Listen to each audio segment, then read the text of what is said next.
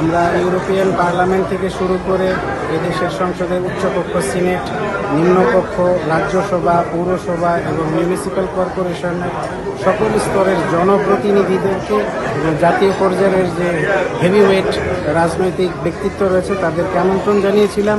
এখানে উদ্দেশ্য ছিল যে বাংলাদেশ কমিউনিটির সকল ধরনের যে সুবিধা অসুবিধাগুলো রয়েছে তাদের সামনে তুলে ধরা।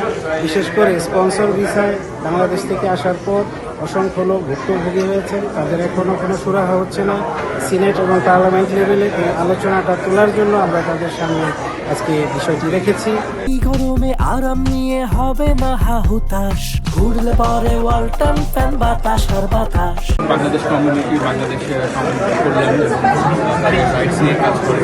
তো আমরা বিমাসের সকল উদ্যোগকে আমরা সাধুবাদ জানাই। আপনারা জানেন যে এখানে তারা অ্যাডভোকেসি সার্ভিস দেয়, কনসালটেন্সি সার্ভিস দেয় এবং ইটালিয়ান ভাষা শেখার জন্য তাদের যে উদ্যোগ সেটাকে আমরা খুবই অ্যাপ্রিসিয়েট করি।